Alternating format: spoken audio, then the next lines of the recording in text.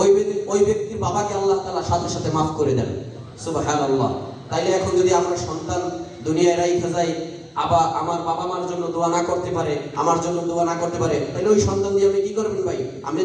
আমার জন্য যে দোয়া করবে, আল্লাহর কাছে মাফ চাইবে, আল্লাহ যে আপনাকে মাফ করবে, তাই তো হইল না। হইছে? তাই তো হয় নাই। তাহলে কি করতে হইবে? সন্তানকে মানুষ বানাইতে হইবে। মানুষ বানাইতে হইবে কিভাবে? মাদ্রাসায় পড়াইতে হইবে। কিতে পড়াইতে হইবে ভাই? মাদ্রাসায় পড়াইতে হইবে। যাই দেখেন না ভাই, আমি তো ছোটকালে মাদ্রাসায় পড়ছি, তাই না? হয়তো বা পুরোপুরি ভাবে পড়তে পারি নাই, সামান্য কিছু পড়ছি, ঠিক আছে না? সামান্য কিছু পড়ছি, এই দিক থেকেই সামান্য দুই একটা কথা বলতে পারি। আমি তো ওরকম কোনো আলেমও না বা কোনো হুজুরও না, ঠিক কিনা? সামান্য কিছু পড়ছি, এই জন্য দুই একটা কথা বলতে পারি, আল্লাহর কাছে মাপ চাইতে পারি, বাবা মার জন্য দোয়া করতে পারি, তাই না ভাই? এখন আপনি যদি আপনার সন্তানটাকে মাদ্রাসায় পড়ান, তাহলে কি করবে আপনার জন্য? আপনার সন্তানটা আপনার জন্য দোয়া করবে মরার পরে, রব্বির হামহুমা কামা রব্বায়ানি সগীরা। আর যেই সন্তানটাকে আপনি মানুষ বানাইলেন না, যেই সন্তানটা আপনি দ্বীনের পথে দিলেন না, যেই সন্তানটাকে আপনি আল্লাহকে চিনাইলেন না, নবীকে চিনাইলেন না, সেই সন্তান আপনার জন্য কি দোয়া করবে?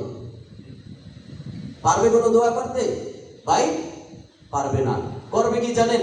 মারামারি করবে, কাটাকাটি করবে, আপনার সম্পত্তি ভোগ করবে, বিক্রি করবে, নষ্ট হয়ে যাবে। কিন্তু মানুষের মতন মানুষ আর হবে না। এই জন্য বলা হয়েছে যে ভাই, আপনার সন্তানটাকে আপনি মানুষের মতো মানুষ করেন। ওই যে হুজুরের কাছে উনি দোয়া চাইছে, হ্যাঁ হুজুর আমার জন্য দোয়া করেন, আল্লাহ যেন আমাকে মানুষ বানায়, ঠিক একই রকম আপনিও আল্লাহর কাছে দোয়া চান যে আল্লাহ আমি একটা সন্তান মানুষ বানাবো, আমার একটা সন্তান আপনি মানুষ করেন। ইব্রাহিম আলাইহিস সালামের মতো দোয়া চাইবেন আল্লাহ তাআলার কাছে, রব্বি হাবলি মিনাস সলিহিন, হে আল্লাহ তুমি আমাকে একটা নেককার সন্তান দান করো। কি সন্তান? নেককার সন্তান দান করো। আল্লাহ তাআলা ইব্রাহিম আলাইহিস সালামের দোয়া কবুল করছে না? ইসমাঈলকে পাঠাইছে নাকি? ইসমাঈলকে পাঠাইছে। দেখেন, যেরকম বাপ সেরকম ছেলে, এই ঘটনা তো শুনছেন, তাই না? সবাই জানেন। সময় লম্বা করবো না ইনশাআল্লাহ, অনেক ভাই সুন্নত করবে আবার, ঠিক কিনা? তাইলে ভাই কি করা লাগে? আল্লাহ তাআলার কাছে চাইতে হবে, হাত উঠাই, হে আল্লাহ আমাকে এমন একটা সন্তান দাও, তুমি ইব্রাহিম আলাইহিস সালামের সন্তানের মতো, ইসমাঈলের মতো পাঠিয়ে দাও। রব্বি হাবলি মিনাস সলিহিন, এইরকম একটা সন্তান তুমি আমাকে দান করো, যেই সন্তান তোমার পথে, তোমার হাবিবের পথে অগ্রসর হয়, তোমার কথা বলতে পারে, তোমার কোরআন দুনিয়ায় ছড়াই দিতে পারে, তোমার মুহাব্বতের কথা বলতে পারে। আয় আল্লাহ তুমি যে বড়, কুল হুয়াল্লাহু আহাদ, আল্লাহ তুমি যে সবচেয়ে বড়, তোমার কথা যেন স্মরণ করাই দিতে পারে সারা পৃথিবীতে ছড়াই দিতে পারে। এই জন্য তুমি আমাকে একটা নেককার সন্তান দান করো। আল্লাহর কাছে আমরা চামু কিনা ভাই? আল্লাহর কাছে আমরা চামু ইনশাআল্লাহ। আল্লাহর কাছে আমরা কি করবো? একটা নেককার সন্তান চামু ভাই। আমরা তো মানুষ হইতে পারি নাই ভাই, আমি তো মাদ্রাসায় পড়ছি, শেষ করতে পারি নাই। এই জন্য আমি আল্লাহ তাআলার কাছে একটা নেককার সন্তান চাই।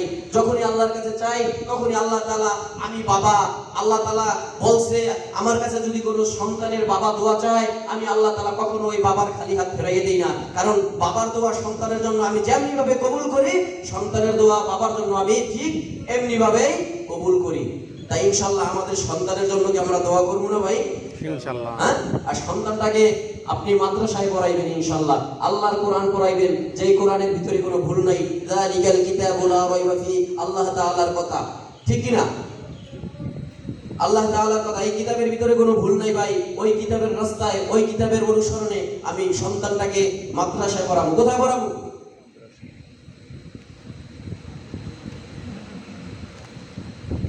জায়গায় পড়াইতে হইবে, ভালো একটা মাদ্রাসায় দিতে হইবে, ভালো একটা দ্বীনের পথে দিতে হইবে ভাই, যাতে সন্তানটা আমার মানুষ হয়, আমি যেন মরে গেলে আমার জন্য, আমার সন্তান আমার জন্য যেন দোয়া করতে পারি ইনশাআল্লাহ, তাই না ভাই? তো ভাই কোরআন আল্লাহ তাআলা দুনিয়ার বুকে ছড়াই দিলেন, নবীর উপরে নাজিল করলেন। শাহরু রমাদানাল্লাযী উনজিলা ফীহিল কুরআন, রমজান মাসে ইন্না আনজালনাহু ফী লাইলাতিল কদর, কদরের রাতে আল্লাহ তাআলা দুনিয়ার বুকে পাঠাইলেন নবীর উপরে নাজিল করে। যেই কোরআনে কোনো ভুল নাই, ওই কোরআনের দিকে আমার সন্তান আমি যদি অনুসরণ করি, আমার সন্তানকে যদি ওই কোরআনের দিকে দেই, ভাই আজ পর্যন্ত বলতে পারবে কেউ টুতে পড়ে, ওয়ানে পড়ে একটা বই কোনো সন্তান মুখস্থ করতে পারছে? বলতে পারবে ভাই? সুবহানাল্লাহ। দেখেন আল্লাহর কোরআন 30 পারা কোরআন, 6666টা আয়াত, 114টা সূরা আল্লাহ তাআলা একটা মানুষের বুকের ভিতরে দিয়ে দেন ঢুকাইয়া, তার কোনো একটা ভুলও ধরতে পারে না। সারা বিশ্বে কোরআন ছড়িয়ে দিয়েছে আল্লাহ তাআলা মানুষের মাধ্যমে। বাংলাদেশের ভিতরে এই যে হাফেজ কত সুন্দর, নাজমুস সাকিব, হ্যাঁ, তারপরে জাকারিয়া, তারপরে যে হাফেজ তরিকুল ইসলাম, দেখছেন না ভাই আপনারা মোবাইলে দেখছেন না? সুবহানাল্লাহ, আল্লাহু আকবার, কত সুন্দর তেলাওয়াত, সুমধুর কণ্ঠে কোরআন পড়লে ইচ্ছা মনে হয় আমরা শুনি। আমি তো শুনি, আপনারা শুনেন কিনা জানি না। শুনেননি ভাই? কোরআন পড়লে মনে হয় যে কোরআন থুইয়া অন্যদিকে যাই না, খালি শুনতেই ভালো লাগে, খালি শুনতেই ভালো লাগে। আমি রাত্র 1টা পর্যন্ত কাবার করে দেই, খালি পড়া শুনি, কোরআন পড়া শুনি। আমি তো এরকম পড়তে পারি না, আমি কি করবো? আমার শুনতে হইবে।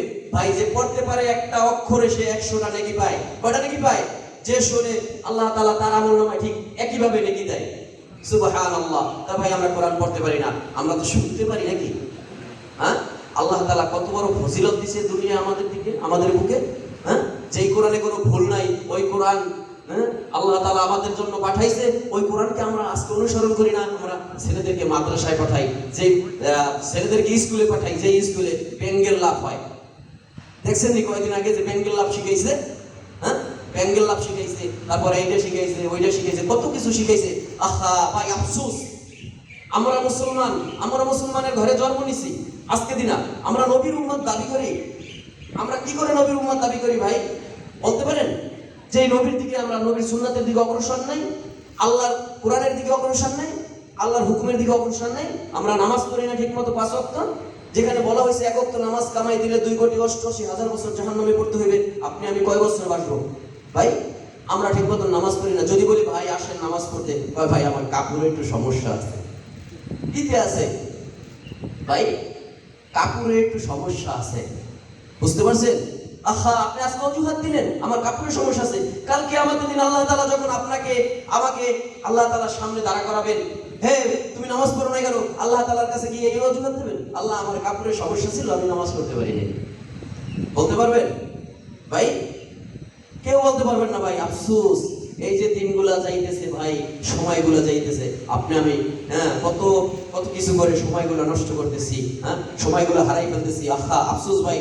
একদিন বুঝবেন, হায়রে কি করলাম আমি, সময়গুলো নষ্ট করে। আজকে দিনে আমি কি করলাম? আমি অধম হয়ে গেলাম, আমি পাপী হয়ে গেলাম। দেখেন, চিন্তা করে, আমি তো চিন্তা করি ছোটবেলায় যখন মাদ্রাসায় পড়ছি আমি সম্পূর্ণভাবে পড়তে পারি নাই, তাই আজকে আর আমার এত কষ্ট করা লাগতো না, গ্লাস ক্যারি করা লাগতো না, রিভার প্যান করা লাগতো না, হ্যাঁ ভাই, কনক্রিট মাখানো লাগতো না। কত না কষ্ট ভাই, ঘাম ঝরে গাও দিয়া, তাই না? ঠিক কিনা ভাই? তাইলে ভাই এরকম